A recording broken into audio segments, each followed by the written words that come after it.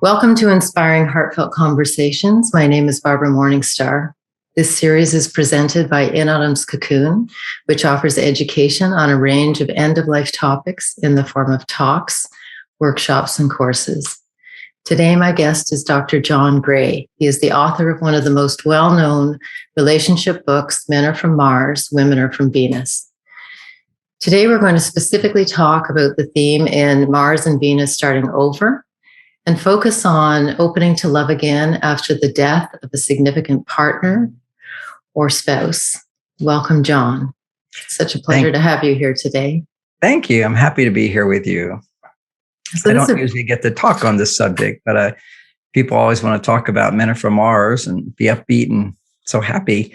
But I have written a wonderful book, which you mentioned, which is Mars and Venus Starting Over, and which is dealing with the loss that's inevitable that we feel. And to a great extent, the longer the deeper the bond, we'll just put it that way. There's a bond that happens. The more pain you'll feel when you lose them. And if I could create a context for just a moment of why we feel so much emotional pain when we lose someone.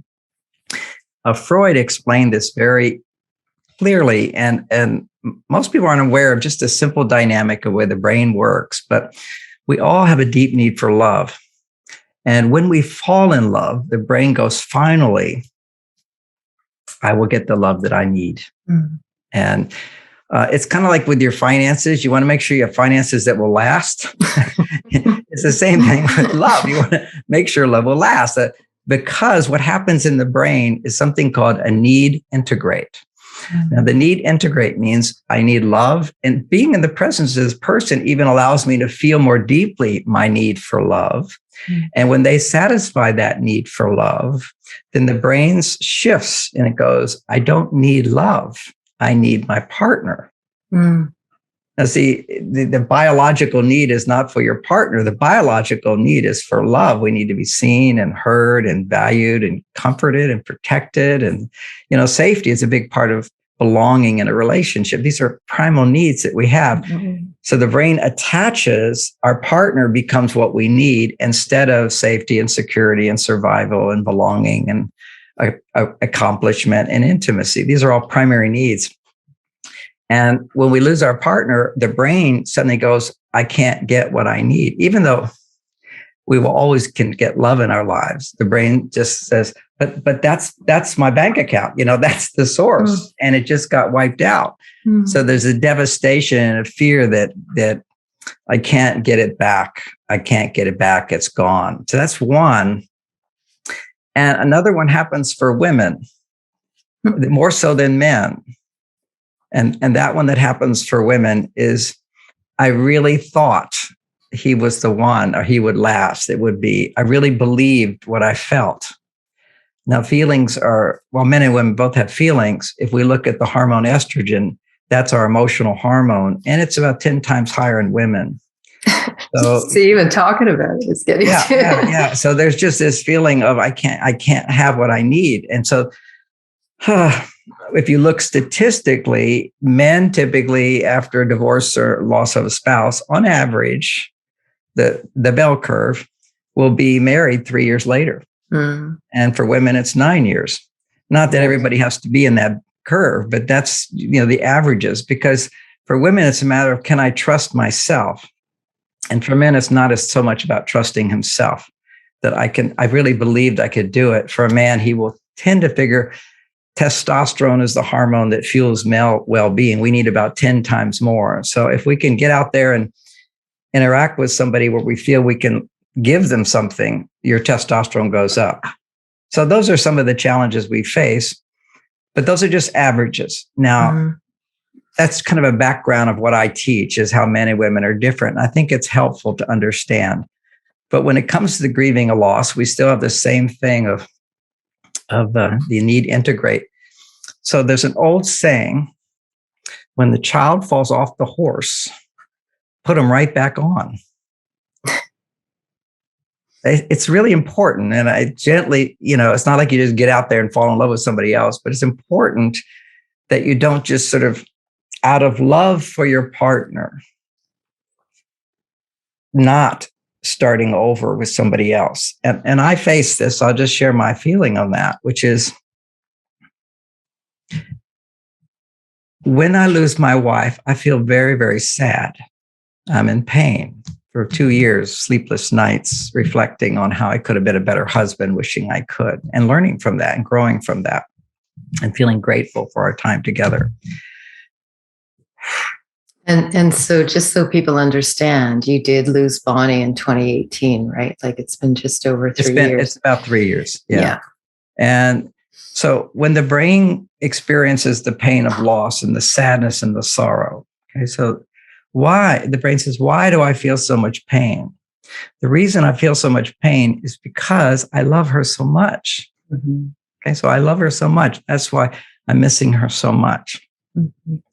Now, if someone leaves, someone dies, you don't feel that pain because they're not that important to you. I mean, all people are important to us, but our spouse, we bond, we go deeper and deeper and deeper. Even if we have arguments and fights all the time, you're still sleeping together, you're living in the same house. A part of you is so dependent on them, even that might even be in your awareness.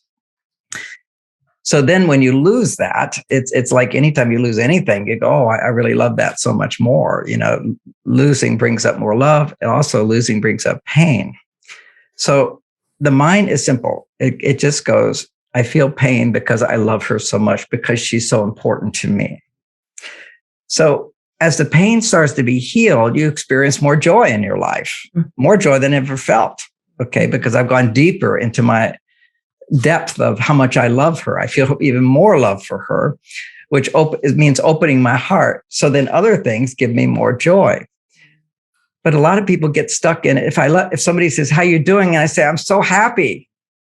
It's like betraying your partner. Mm-hmm. It's a big problem for people, is to realize that your partner, first of all, people say your partner wants you to be happy. Of course they do. But in the first 2 years, that didn't do anything for me. Right. It's like, no, I'm in pain. Yes. I'm in pain here. On an emotional, subconscious level, I'll never have love again because I can't have her again. Even though I would talk to her and write letters to her and write responses from her. These are all lots of good exercises to do. So that you can let go and you can celebrate and know that she's graduating. And it's a celebration. But then you have to retrain the brain that can say, I can still get love. Because if you avoid relationship out of guilt, that if I seek the love of somebody else, if I care about somebody else, that means I'm betraying my wife. Because I was extremely monogamous. So this is like I'm cheating on my wife to enjoy someone else. Yeah, this is like bad news. Even taking the ring off, like I know in widows' books, when the ring, they have chapters on the ring because I kept my ring on for 2 years, and when I took it off, it was just really vulnerable and a very difficult thing to do because of the depth of commitment that was involved in the marriage, right? Right. And so coming back to that little analogy of when the child falls off the horse, there's a trauma.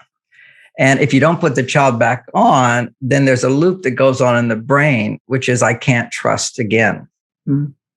So the brain literally needs to be fed love from external sources, not the depth that you had with your spouse, but you need to start filling up with love. And it's not necessarily the romantic love right away, but you've got to create opportunities where you can feel happy and joyful and in relationships.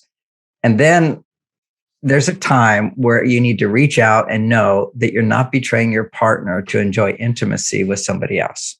And, my partner now says, do you love me? And I said, I love you more than I've ever loved anybody. And, oh, how can you say that? I said, only because my wife, who I've loved my whole life, I still love her more than I ever loved her. I can love more now. Loving is a capacity to go deep inside your soul to discover who you are and who we are. All of us are loving people. Well, I love the fact you talk about permission, because I know for some, they wait even longer because they feel that they're betraying, as you said, and opening up to life. Your partner wouldn't want you to stay at home and not engage in life again with the beauty of the love you have to share, right? Exactly. And when you start into another relationship, it will bring up more feelings of what you lost. And people have a That tendency. happened for me. Right, Oh my God. I thought, oh my God, I didn't know all this stuff was going to come up when my heart started opening again. Yeah. Yeah, it comes up. And we all have a depth of need for love. And ultimately, it can crack you open to where you're actually back to the vulnerable person you came into this world as, which is full of bright lightness and love and generosity and kindness. A lot of that gets lost through all the scars of life. But it can just break you open if you have the skill of not running away from the pain, but letting it come in waves, to know it comes in waves. The depth of sorrow, then you let joy come into your life. Don't have to feel guilty about that. And then know that as soon as you let that love come up, more sorrow is going to come up. It's waves and waves and waves. And that's 3 years for me. And still some days I'm just missing my wife. And, my partner who's here, I said, yeah, I'm just missing my wife. And she understands it doesn't mean she's being rejected. And that's really important because she's also gone through a big loss in her life. Well, and I think that is an important point because I know, like, my husband died 13 years ago, but he was a widower when I met him. And I remember when we started dating, sometimes, like, she was a singer in stage productions. And I remember the first time I took him to a Gilbert and Sullivan show, I felt like there were 3 people on the stage. Yeah. I was there with him and I heard the story of her the whole time. And yet there was a beauty in that because he was celebrating by listening to the music, the memories of her were coming up. And, I just thought I just need to stay open to hear his celebration and need to honor her love as he's turning and opening to a new love, right? Yeah. And I mean, sometimes in the beginning in my relationship now, when I'm making love, I'm thinking about my wife. She just comes up and there's no problem with that. It's all about just feeling love. And that was another one, which I just, I don't like tell my partner right now I'm thinking about my wife. But if I'm sitting on the couch and some tears are coming up when I'm watching a movie, she says, "Oh, you miss your wife?" I said, "Yeah, I miss my wife, and I miss my life. It's not just my wife, but my life. Life changes so much, and missing her and realizing even more all the things I depended on her for. She gave color to my life, and now I have that back, and I always have the gratitude. But in the journey of healing for me, it was very painful, and I would look at pictures because I know not to avoid pain. But what I found is looking at videos, it was very different from looking at still pictures. It was more comforting because when you see a picture, you don't see what before happened and what after happened. There's something about that, which is even looking at a picture is like saying, yeah, nothing happened after it. and it allows you to have a little bit more fluidity in bringing it in. And my approach, everybody can have their own approach, of course, is to never push anything out of my life that reminds me of her. Like for my daughter, Lauren, she's who's adorable, by the way. I saw the website. Yeah, she's adorable. Thank you. I should mention, of her because she has at my website, marsvenus.com, she is like the central figure. And she's really invested her heart and mind into bringing my message to the world. She's totally committed to that, but she was also extremely close to her mother. And I think at this point, at 3 years old, I would have gotten rid of a lot of the clothes in the closet and some of the old furniture and whatever. But I'm still holding it the same so that she can come back to the house and see it because she's in a place where she doesn't even want to see it yet. It's like she needs to fill in that gap, get back on the horse, find happiness. And of course, she just says, "Dad, just don't get rid of it all yet." And I understand that. And so I'm not in a hurry for that. But at the same time, I'm moving on in terms of how I'm changing my life and continuing to grow like a tree that continues to have more limbs and more flowers. Can I just say one thing about the clothes, though, just to support that? Yes. I'm 13 years out since my husband died. And it was about 2 years ago, I let pretty well everything go except for one suit. Of course. It was like he was standing in the closet, but I was in a new relationship and I thought, okay, it feels weird that he's standing in the closet still. And I'd almost taken it to the thrift store, I don't know how many times. And I'd looked in all the pockets, and finally I thought, no, today I've got to take that suit. And I went through all the pockets again, and then I felt something in the pocket. And I thought, what is that? I've checked these pockets how many times, and I looked and it was a fortune cookie. Oh. And it said something like, now is the beginning of a new chapter or something. And honest to goodness, John, I had checked those pockets, I don't know how many times over the years, like the 11, 12 years before I let it go. And that the day I finally did it, I found that it was such a beautiful little message, right? Oh, but the tactile part of the clothes is so powerful, right? Oh, absolutely. Absolutely. Well, I did hear from somebody that I will follow through with, but it's when you're before you're letting go things of your partners, look at your own things and start letting go of the own things that you use. And then you can shift into that. And for letting go of your own things, look at things you haven't used in a year and move them out. So anyway, I want to share what happened when I got rid of the couch in the TV room. Okay. The couch in the TV room was 30 years we had that couch. Okay. And so that's the couch. That's where we sit. We watch the news, my new partner says, this couch is old. You need a new couch. And I suddenly became very grumpy inside and very annoyed and irritated. And why do I have to do this? And I don't have to do this. And so I said, but be reasonable here, John. Anytime there's anger inside of me, I don't trust whatever it's thinking. And so we go to the store. I'm just really more irritable and grumpy and mad and trying to be as nice as I can. But inside, I don't want to do this. But I did it, and the couch is there, and I love it. Right. A new couch as opposed to a 30-year-old couch has a lot of firmness and strength in it. It's very, very wonderful. But even the grief, Alan Wolfelt, a lovely bereavement educator in the States. I've known Alan for years. He uses the term grief burst when something catches your heart and the wave of grief comes up, and the moment in front of the TV or the moment on the couch, you don't even realize what you're connected to in certain objects, right? It comes up. And, a little bit of psychology here to help people understand the way our brain functions. And I think a common word people understand now is PTSD. And certainly I had PTSD without a question watching my wife die. Particularly for me being so positive throughout it, we're going to get through this, we're going to do this. And then suddenly, boom, it happened. There wasn't even any sort of time to accept it, except one day she's probably going to depart. So, but all loss, I believe, is going to produce a kind of PTSD because it's traumatic.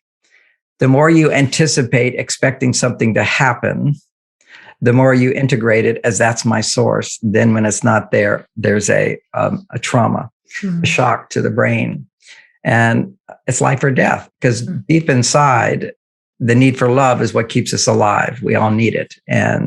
But having said that, let's go to PTSD. And the most common example is a soldier who's seeing people die and maybe almost dead or whatever. There's trauma. There's a lot of fear and anger at, your buddy right over here has just been killed. And so you just want to go and kill somebody back, all this strong, strong emotion that happens for these guys that are experiencing things that they're not prepared for, shouldn't have to experience. Okay. So what happens, but while they're solving the problem, those feelings of anger and fear and being scared and feeling many times powerless and I should be better. I should have saved that person. So they're having to survive. So the brain produces cortisol, stress hormone. One of the functions of cortisol is to disconnect the part of the brain which has been traumatized. Okay, so the cortisol actually causes wiring in the brain to not connect to the trauma. But then once the person relaxes and the cortisol levels start going down, those connectors start growing back, and you remember again and again and again the trauma. And, for a soldier, they'll just be suddenly they're feeling more relaxed and peaceful. They're not in the war. And then all these memories come up and their stress levels go up and they're really afraid, and they don't know why they're afraid because they're not in the war, but those memories are stored. The trauma is stored in the body. Now, having said that, we all have traumas. This is the basis of psychology, traumas from childhood. Every time that child is crying and nobody's coming, there's a trauma. Mm-hmm. And when nobody comes, it just gets repressed and you forget it. And then you get repressed and you forget it. And then people laughing at you, forget it. Or someone dying, you forget it. It all gets pushed down. This is called suppression of emotion. And then it goes into the unconscious and it becomes repression. So it's loss that opens us up to feeling so much love because, you miss your partner so much. That's your heart opening. Then you're returning back in time where your heart used to be that open. Mm-hmm. And so you're literally creating less cortisol for a moment. You're feeling love. I loved her so much. I'm so grateful for my time with her. We did this, we did that. That opening brings up a layer of repressed material. And when it comes up, it doesn't say, hi, I'm your unresolved feelings about dad or mom or work or your body type or friends or life or food. It doesn't say it. It's just a strong emotion that comes up. And so, and you can't identify it. It's sort of irrational. And so what you do to heal is to recognize, all right, my stuff is coming up. It's literally like it's been repressed and like into a trash can. And then you're feeling good. Boom. It's like somebody pushes a button. The lid opens and a wave of that comes out. So it's completely irrational, but totally logical from the understanding of the way the brain operates. Well, Go ahead. I just want, my husband's death was not an easy death in palliative care. It was very challenging and just with epidural lines and a whole bunch of infusions. He died in my arms in the end, but it was one of the most tragic deaths I've ever had because he had 3 primary cancers and his spine was crumbling. Very painful. Yeah. And I didn't date for 5 or 6 years because I went back to work in hospice full time. And then when I opened up and started dating after that lovely romantic period, if the partner had to go to the ER or was saying, my mother bear alert was just on a way higher alert than probably the average person because of the work I do, I recognized it, but I thought, wow, this is really powerful because your instinct is to protect. And when you've lived it to somebody to death, that level of commitment, it's not just, I'm with you, I vowed to live with you till the end of life. You've done it. And you know what it asks, right? So it was interesting when I first started opening up again and the vulnerability that was in there because of the nature of the death that he had. I had to work through a lot, right? So I can relate to maybe not as much as what you said, but I remember I'm massaging Bonnie the night before she died. And I'm going over her spine and her spine had actually almost disconnected. It was like moving off to the side, a 45-degree angle around the middle of the back. And I massaged it. I said, oh, honey, did you know you have scoliosis? I didn't realize this was just her disintegration of the spine. But it was starting to give way. No, I didn't know that. It was all those moments where I go back where I thought everything was really okay and it wasn't okay. That's what I would relive. And I remember every stage of it where, when she couldn't drive anymore, she says, honey, will you come pick me up? And we'd have to leave the car. And then I remember when I sold the car, which gave it to charity after she died, that's like an imprint. And so I go back to those moments and I don't try to go back to those moments, but when they come up, I go, oh yeah, back at that moment, I'm so grateful that she was in my life. I love her so much. And I can feel some of the emotion, but I always balance the negative emotion of loss or fear or sadness with the gratitude. And gradually, it's no longer painful for me to reflect on those moments. It's emotional, but it's not painful emotion. And there's a big difference, and as I mentioned before, I'm not a beginner at this. My first marriage, my wife fell in love with somebody else, and I was teaching relationship skills, and so I couldn't teach them anymore because I'd be a fraud. So that was my source of income. I didn't have a source of income, and the woman I loved fell in love with somebody else. I was double devastated. It was couldn't sleep, and it brought up memories of my childhood, where I had been abandoned from my mother and thought I would never see her again. And that whole memory came back. And then so I realized that the pain I felt now was more about bringing up those feelings. And then there was my younger brother committed suicide. That was another big one for me. And feeling that helped me deal with guilt inside, feeling like, I wish I'd been a better brother for him. And then on my honeymoon with Bonnie, my father was found dead in the trunk of his car. And it was another trauma. I had a good relationship with my dad. And I remember getting in the trunk of the car, and he picked up a hitchhiker who robbed him, put him in the trunk. Yeah. And he died of heat asphyxiation in the trunk of his Mercedes. Yeah, I read that in the book. I thought, oh my goodness. Big story. Yeah. And painful. So I was just like devastated, shocked. Because, if you haven't had a big loss when the first time, it can be huge if you're in touch with your emotions. And I am. So my family's on the outside of the car. I said, I just want to get into the trunk. I want to feel what he felt. We want to connect with our loved ones. And I got inside and I saw where he'd taken a screwdriver, he'd been banging, hoping somebody would come and help him. And then he finally unscrewed the back light so he could pull it back and get air. This was back in the days where they didn't have a release in the trunk. Now they do. But when I'm in the trunk, my family's on the outside, seeing what my dad did. I just, without thinking, I put my hand through the hole, and where he pulled back the light. And as I'm pulling my hand back without thinking, my brother on the outside of the car said, John, see if you can reach around and push the button. And I reached around and pushed the button, and the trunk lid open. So, this is what Greek tragedy is all about. It's about, if only we had known, if only I'd done that. There's always that part of it. If only he had known. So you feel this devastation. But at the same time, feeling that got me in touch with more emotion, which then also I said, okay, I'm going to learn from this. What gift does this give me? And the gift is, so much of the time we're trying to get out of the trunk, when really what we need to do is see how to get in, how to bring love in rather than try to get at the pain out. We need to shine the light inside. And it's by being aware of our emotions and sharing our feelings with others, always with the intent. And to me, it's a discipline, always ending with positive emotion. Always coming back to, it's a training. If I'm going to go with negative emotion, I need to come back to positive emotion. And the reason for that is that negative emotion produces dopamine. And dopamine is addictive. A lot of people are just addicted to feeling the sorrow and feeling the pain.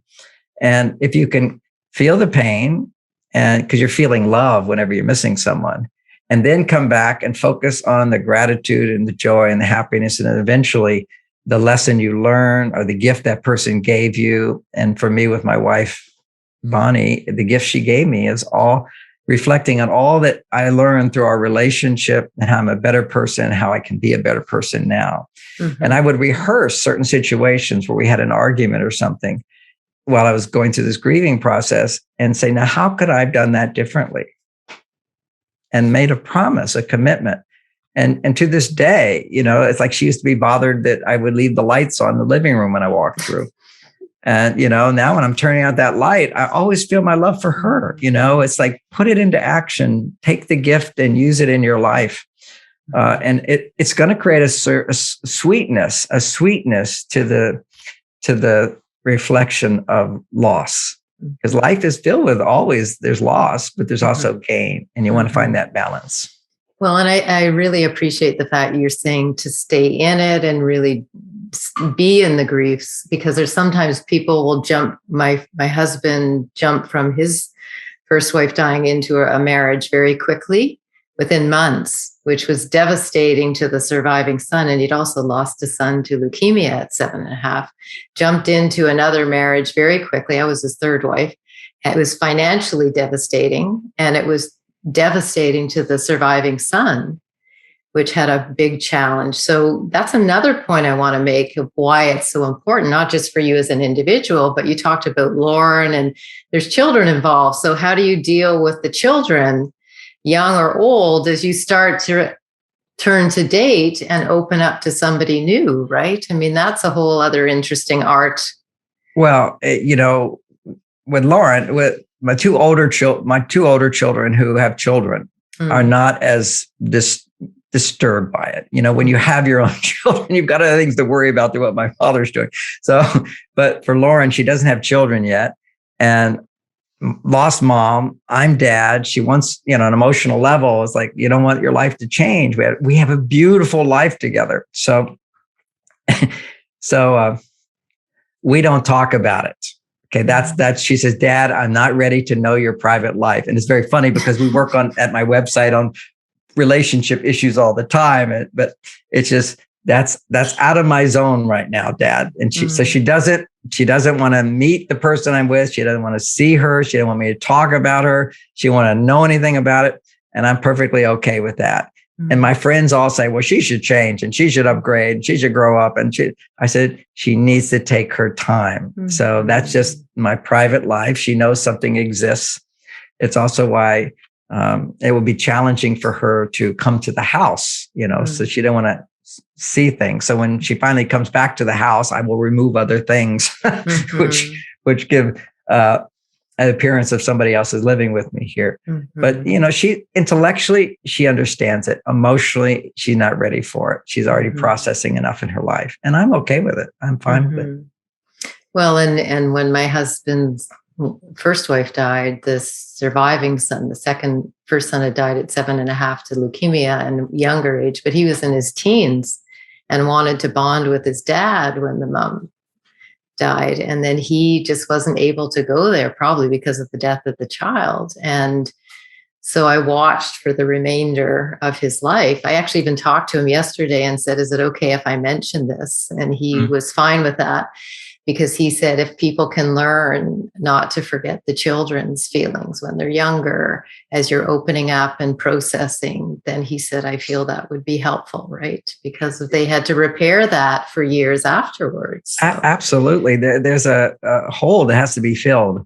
And, you know, I spend one day a week, 5 hours with my daughter. She knows on the calendar on Friday, we get to be together, and, you know, we happen to work together. But, you know, work is filled with conversation and memories and insights. And, you know, this is very, very important that she doesn't feel that she's lost me to somebody else. But clearly she doesn't want to be with me every day. She has a partner and so forth. But so we have, for us, we have a place where we connect very wonderfully is with developing this knowledge of my books and Men Are From Mars and our website and so forth. So she really takes over that from me. And then I say half the time it's work and half the time it's talking and sharing and looking at our garden and so forth. And there's certain topics that are just off limits, and I'm okay with that. And again, once again, people can sabotage the healing process because they haven't been through it and they don't understand it. And sometimes you want to talk about it or you tear up and people say, you know, you got to get over it. You know what? And you go, whoa, wait a second. You don't know what you're talking about. This is my journey. And it's a growth journey. It's a healing journey. And there's not a structure for everybody, but there's some good insights along the way that we can understand from others.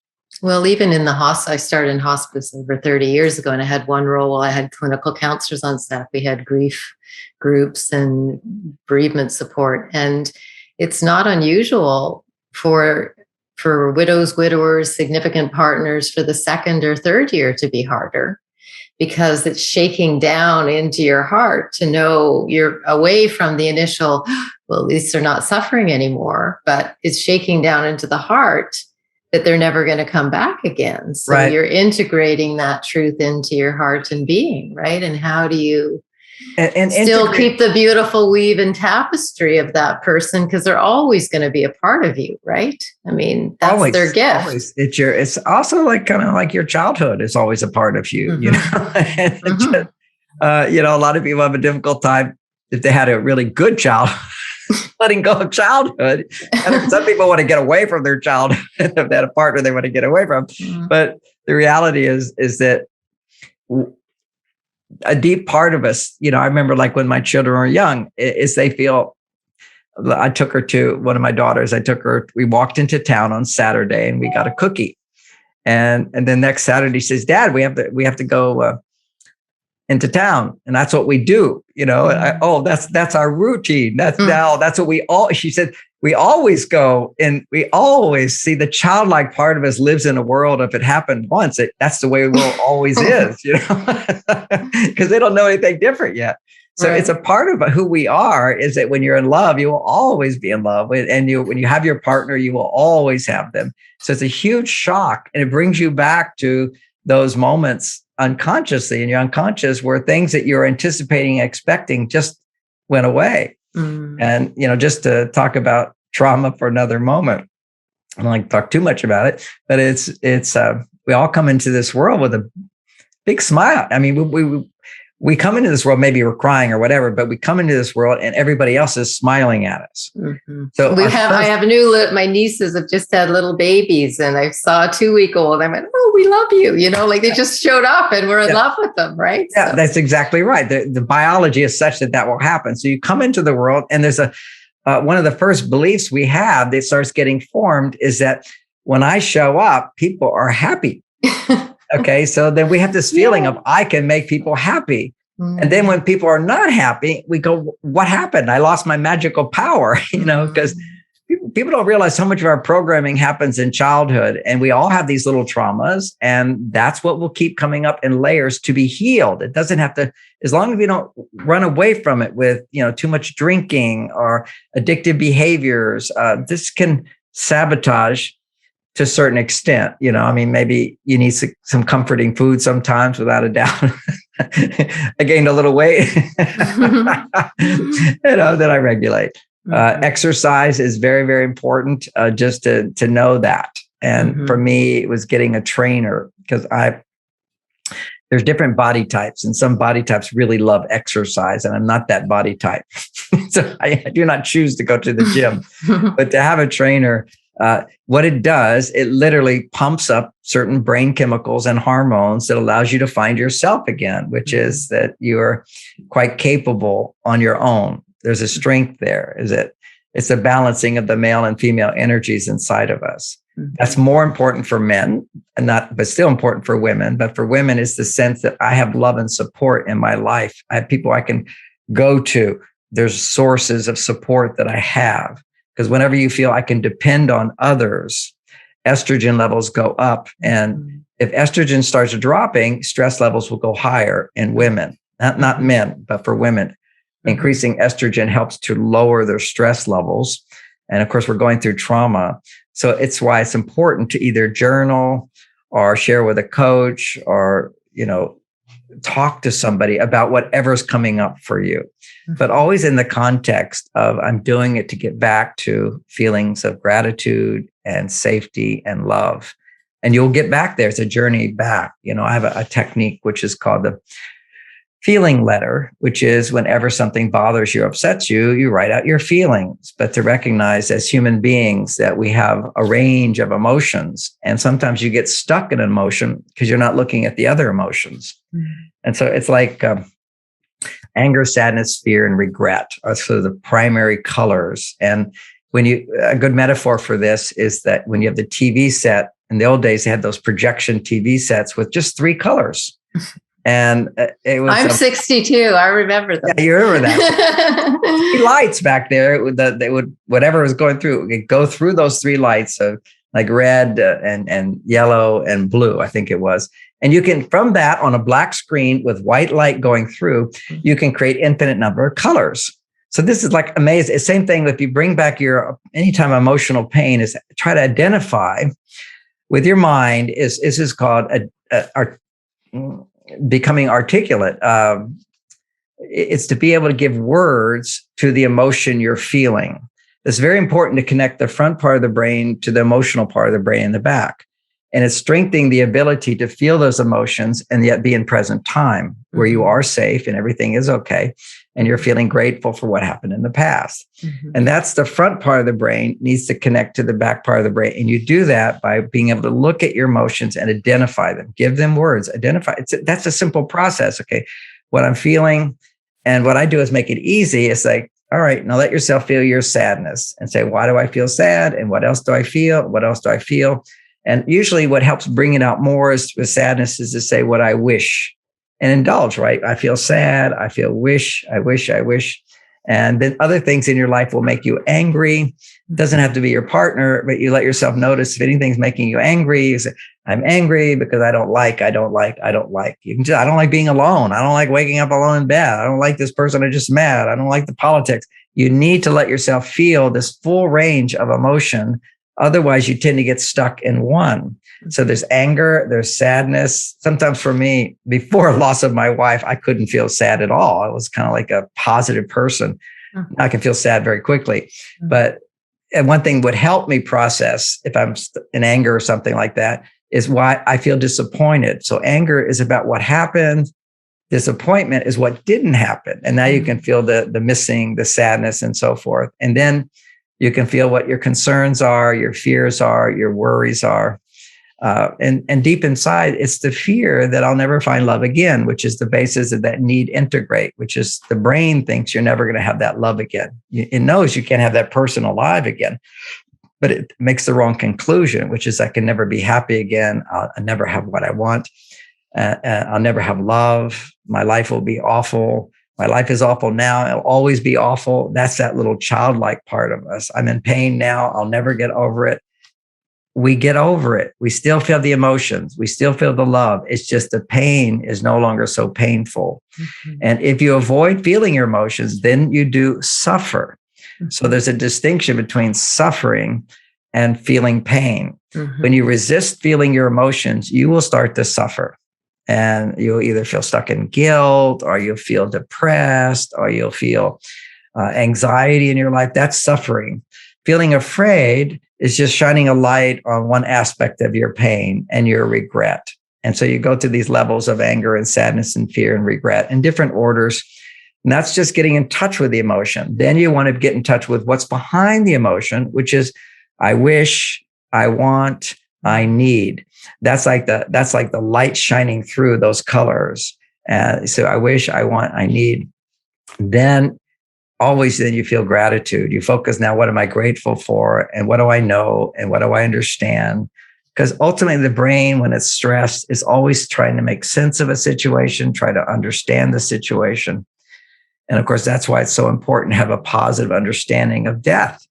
Not everybody can have that, unfortunately, but it's just so helpful for me to know, even though I'm feeling this huge loss, it's literally a graduation. She completed her life. She had a great life. We did a review of the life, and that was very sweet to do. That's where the last day she said to me, where the doctor said she's probably not going to last the weekend. And he didn't want to tell her, but I told her. I said, that's what the doctor said. And she said to me, she started to cry a little bit. And she says, I'm so sorry, John. And then I burst into, I'm so sorry, sweetheart. I failed you. And she said, no, honey, you're my hero. You're my champion. You're right there for me. That so healing for me. I go back to that because I'm her protector, and she died, and I wish I could have saved her. So that was a big issue for me, which is to get to those feelings and let them go. So although I have a lot of emotion around it, what I'm just feeling is love for myself and love for her and tenderness. That's what it looks like to be healed, or at least at this stage of the healing. No pain. So I'm looking at the time, and I want to really honor that with you. But then when you went to turn and open again, so now you spent the time to grieve and get to know yourself, which is important. I'll take a breath with you because, and then you turned to open again. So what was it like to start dating again, or, in support of other people opening up again? How did you, well, maybe not you personally, but how do you support people to start experimenting with being with, for me, I'm an adventurer. I'm a glider pilot. So I started gliding, and I, was out hiking, and it was through gliding and the fun I had there that I met a new partner, right? Yeah, it's the same thing for me, is doing what I do and meeting someone. It's starting your life, and it's letting go of that tendency to grip onto the sorrow and not feel guilty, being happy again, and doing things that bring stimulate happiness. joy in your heart. Yeah. It literally, the world has an impact on it. One source of happiness that we have is I love myself. Okay. And I'm a good guy. So I feel love for myself, but also I wrote another book on this one, which is how to get what you want in life and want what you have. And in there I talk about when you're suffering because you're not getting what you want, it's ultimately there are other needs that you need to focus on right now.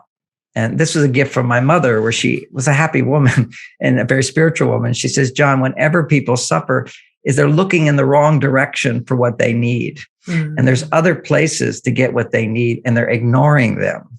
So when we're in grief and sorrow, we're just focusing on, well, I need them. You have to go, yes, and expose yourself to things that provide some of the other needs that you have. And that would be learning, educating, learning something new. That would be play, where you feel safe and you're interacting with other people. And you'll resist it. We tend to resist doing the things that are good for us. That's just human nature.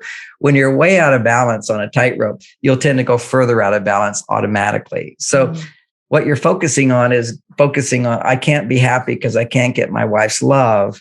Okay, but there's other needs that you have that you're ignoring. So you have to, you had to go do the things that in your life can make you happy. But I look at them from the perspective of activities that are fun, that make you feel safe, activities that are educational, where you're learning and you're becoming a new person. So you've got to move beyond this and become a new person. You need to be in situations where someone is dependent on you for unconditional love. That means giving to the poor or taking care of your garden, having a pet. These are all very, very important things where you're not just focusing on yourself, but somebody else is dependent on you. Very, very important for healing. And then you have another thing, which is work. We all need to have some kind of work where we're meaningfully influencing the world and getting feedback back that was of value. I'm really valuing that someone is acknowledging what you provide, even if it's a part-time job. It's important to get out there, make money. It's important to give unconditional love. It's important to love yourself. And that's follow your heart, do what you enjoy doing, but also to educate yourself. And if you're blessed with the knowledge of spirituality, pray. I mean, prayer is one of the most beautiful things. Nourishing yourself with good foods, become aware of health. Also being in nature. I was spending like 3 hours in the bathtub praying every day in nature. Literally, they found that people who are depressed, just 20 minutes walking through a forest had 3 times a week, had a dramatic impact on them. It's just, I live in British Columbia, and the nature's unbelievable. Like I will just stand there and look at the tapestry of bark on a tree because it's just so breathtaking, or the ocean or the mountains. And that just fills me. Like it's just healing. That's so great. For me, one of the greatest gifts that's so tangible is I walk through the forest in Mill Valley. We have big redwood trees, and we have a walk, all giant redwood trees. And I feel so little. And I look up and like I'm surrounded by giant angels. It's massive. Suddenly I have shrunk in size, and the world has become so much bigger. And that was one of the gifts of opening my heart, because we think we're so important, and suddenly you come back to your most vulnerable self. The world is mysterious. It's magical. And what you described, the bark, still to this day, 3 years later, I drive through the town where the big redwoods are. And I feel I'm in awe of them, almost as if I've never seen it before. And it's the first time. That's opening your heart. So just on the spiritual note, before I ask one last question, because I'm just again reflecting on the time, I just did a beautiful segment with a young fellow who has his PhD, and his research was on grief dreams. And he talked about how when after the death, people had amazing dreams with their loved ones. Yes. And I always bring that in. I've had beautiful conversations with doctors on near-death experiences and deathbed visions and dreams. How do you honor that with the people that you work with? Because I think those are beautiful gifts too. It can be a bit confusing when you feel the truth of that person, but there's this amazing sense of an eternal love when you have a dream like that, if you're blessed to have it. It's so beautiful. And I think what helps that, I had many of those. And even reading books on death and dying. One time I was reading a book and suddenly this beautiful presence of Bonnie. I mean, literally, this was 2 years later even. And she just sat down right next to me. You felt her like it was a I sense felt her of presence as tangible, more tangible than a human person sitting next to me, because there was such a wave of love and good feeling. You know, it was just this feeling of love and spirituality and presence. And it was her. And yet I've had many dreams. And I think what might help is writing these letters where you write your feelings to your partner and then you write a response from them back, what you think they would say. And then there's also, if you're afraid and you're sad, you can let them also give you reassurance the way a loving partner would. So you can give them the words, and somehow that activates, I think, affects you to now dream about them more. Because if you write about any, you often dream about what you're saying and reacting to during the day. And so if you bring that up in your journaling, you greater chance of having those amazing dreams. So is there any last reflection as we come to there's just such a profound gift to love to that depth, even though it can be painful. And yet, as you say, it deepens your awareness. I mean, for me, the intimacy was so profound, and I knew a love I'd never known before. And then how do you bring it forward? So what's the greatest gift? I have two last questions. What's the greatest gift that Bonnie has given you in this journey together going forward in your life? I'm born with a mission to bring information out for relationships. I've written over 20 books, all on improving love and life in this world. And she has been my greatest teacher of how to grow in love. And that's the greatest gift. I mean, as a man, your mission is very, very paramount. And she's taught me, literally, I remember in the first year, I said, honey, being married to you, it's like I lived in a black and white world and you've given it color. She brought in the feminine into my life, which helped balance me as a man. And I'm so grateful for that. That's sort of one way of looking at it. She also brought me my daughters. So that was also great. So in the scheme of all the work that you've done with relationships, I read your book years ago, Venus and Mars, and I read Beyond Venus and Mars now, and Conscious Men. So many of your books have been helpful. How has your heart been changed by your work? I can hear how Bonnie's made a change, but how has your heart been changed by the work that you do over the years? Well, I was fortunate to find my mission, find what I'm good at, and I stick to it. Sometimes Bonnie would often complain, you could be so happy just working. You don't need anything else. I said, I don't need anything else other than you and my family and good health and prayer and meditation. Those are the, she says, you should have more interests in whatever. I said, honey, I support you in all your interests. I'll go along with it, but I've got my job to do. And I would be depressed now. I don't need to work. I'm 70 years old and financially I'm basically safe and secure. So why do I work? I would be depressed if I wasn't helping the world. I think it's a very important thing that all human beings need to help the world in some way. And men, it's a little bit more. For women, they always have that instinct. Their challenge is to get the help they need so they can help others. But for men, it's getting developing a skill and a talent so that you feel I'm capable of helping others, whether it be painting a house, babysitting people's children or whatever. You need to have a place where you are making a difference. That's our testosterone production. And the reason I make the gender difference there is because men need 10 times more testosterone than women. So these are biological foundation. But that's the source of my happiness, which is the love in my life, the love for my children, and the love for other people that shows up as my wanting to be of service. It's a kind of a selfless aspect. Well, I'm really grateful that you've taken the time today to just help people that are going through this. And COVID has added to the sensitivity for a lot of people in loss, but to take the time to really grieve and honor the love that you've come to know before you open to the new phase in life, because love can even deepen and life can become richer. I know that's happened for me. So yeah. Absolutely. On one hand, the being having to sort of stay in is good, but it's not good in that you don't get other sources of love and support.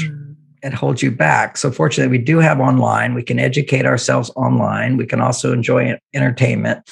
Playing games is also a part of having fun. We need to do things that stimulate joy and cooperation and participation, so we're not just enclosed in ourselves.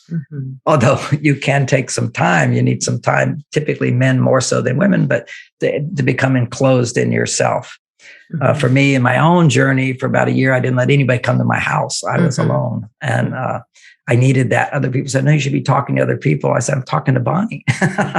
You're cocooning in, really. Cocooning in. Some people need that more. And that is one aspect of healing, is giving yourself time to cocoon in, time to go out, time to interact, all those things. Well, and your website is marsvenus.com, and it's an amazing website for relationship support and health. And it's got the range of books there that people can see around starting over and beyond Venus and Mars. So we'll put that link at the bottom so people can access that, and the amazing work that you've done over the years to support people to deepen love and relationship. I really appreciate it. And I really appreciate you coming on today to talk about this sensitive subject. Well, thank you, Barbara. It's been a real pleasure. Okay.